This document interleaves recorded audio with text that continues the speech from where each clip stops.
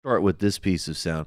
This woman, Rachel Campos-Duffy, I am totally unfamiliar with her. My understanding is that she's part of some horrible couple that got their start on reality television, and now they promote, extremist propaganda, and her husband's in Congress. Is that true?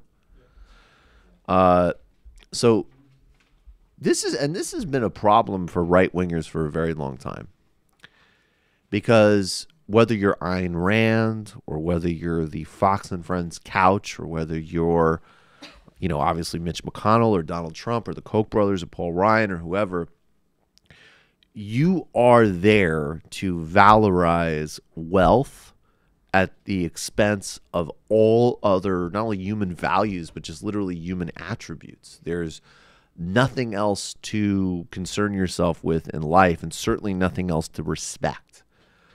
And I think human nature is a complex thing. It's not as if we're born angels and then sort of corrupted by society, but we're also not born monsters. So human beings are complex. And one of the ways that we've managed intergenerationally, and I kind of feel like Jordan Peterson now, but I think it is actually true, is that we do, especially to kids, we tell stories where we try to instill and shape values and ways of responding to the world. So conservatives have a hard time because a lot of children's stories emphasize things like not being a prick. And if you're Rachel Campos-Duffy and wow, I'm just looking at them in a freeze frame, just the ever effervescent Fox and Friends couch, this not only is a problem for your sort of the spiritual death you're promoting across the world in terms of valorizing wealth at all costs at all times, it really is borderline communist conspiracy. Rachel, let's ask you a little bit about this op-ed. And the headline on Fox News is, "Fighting Socialism Starts with the Little Red Hen." What are you talking about there? Well, the topic is really that if you're not talking to your kids about socialism, and this is the battle in our country right now, free enterprise and capitalism versus socialism, that's the battle. And if you're not talking to your kids about it, somebody is. And it's not just in the textbooks and the curriculums at your kids' school. These messages, and I call them the merchants of socialism out there in the culture, they start very young. Our cartoons denigrate competition. There are all kinds of children's books out there. Look at the movies. I mean, when's the last time you saw a successful entrepreneur not be the villain in a movie for your kids? Isn't Iron Man? Yeah. First of all, Iron Man is literally an arms dealer. But I think what this goes back to, and this movie's already really pretty old at this point, was the Lego movie that came out several years ago. And the villain in the Lego movie is a soulless CEO who legitimately looks like Mitt Romney. Like, I have no doubt, like, there was a Romney in the storyboard. So they're still feeling very sore over that. Sure. In a movie for your kids or even for adults. So there are lots of subtle messages out there promoting socialism.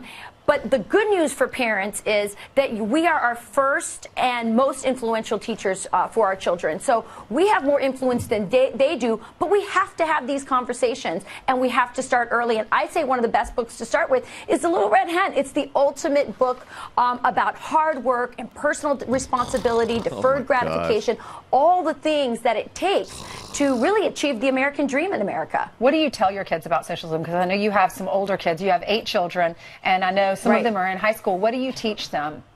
Jesus. Well, the first thing you want to do is listen to them, because they're getting a lot of these messages, in class discussions, in their textbooks.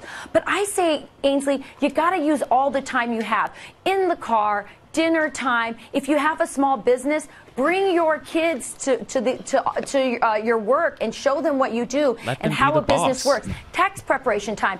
Tell them how many months a year you work to give money to the government before you actually get to keep a dollar of it. A lot of times kids don't know these things. Tell them about how to teach them. How if you are even a middle income or upper middle income business owner, you're paying a not insignificant portion of your income in taxes, because there are people that are millionaires and billionaires and global corporations that are literally paying nothing.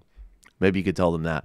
But I'm sure you'd prefer to exhaust your kids with repeating the Little Red Hen over and over again. You imagine these poor kids are in the car and their parents start like blabbing at them about Venezuela and like trying to like disinstill basic human empathy. Like you see a homeless person and the kid has like the appropriate moral response to be worried. And you're like, no, no, no, no, no, I'm sure that this person has totally messed up their lives. That person could have worked harder. That person could have worked harder. And if you're worried about them, you know, it's a liberal who gave them a housing voucher. That's why they're homeless. You want to read The Little Red Hen again? This is also another thing I'm sure that would really upset them. And this is, of course, the classic PBS children's cartoon, Barney. This is an example of really kind of a prototypical communist society and kids having a pretty good time. Did you like the ride, Barney? I know. You can sit over here. Now, did she charge Barney for Yeah, that I was going to ride? say, now did she say, thank you, Barney, please write me 5 stars. That'll be $10. Now I need to go to my janitorial job at the school in order to earn my keep. Because again, that literally is the Dickensian dystopia that these people on Fox News want for all non-oligarch children. They want to eat them out of life so that ever shrinking margins can go to ever fewer people. Wow, look at all their cool stuff. Mr. Boyd's gonna be surprised when he sees how many toys we've brought. There's a bunch here already. Yeah, it looks like lots of people brought toys to give away. I think it's nice to share with other kids who don't have any. Me too. Wrong. Disgusting. Look at this. Disgusting. Those other kids, what you need to do is like that classic Eddie Murphy routine where Eddie said, we should have cut this. But the right answer, according to Rachel Campos-Duffy, as I understand her in Fox and Friends, is, and Eddie did a great routine where when the ice cream truck came, there was always one kid that couldn't afford ice cream. And all the other kids circled around him with their cones and said, he can't afford it. He can't afford it because his father is an alcoholic and he's on the welfare. He's on the welfare. That's what kids should be doing and learning, according to Fox and Friends and Rachel Campos-Duffy. But this is the Barney world right here. 52% of American millennials would like to live in a socialist or communist America. Yes. Yes, indeed, cheer. So it's good. So basically, like, these kids learning like the most basics of moral development is a strategic threat to these people's goal to return to some type of fusion of like, you know, sort of Blade Runner meets the 17th century. Yes, indeed, boo. Yes, indeed, hiss. Exactly. Wait till she sees what's in the Bible. Oof.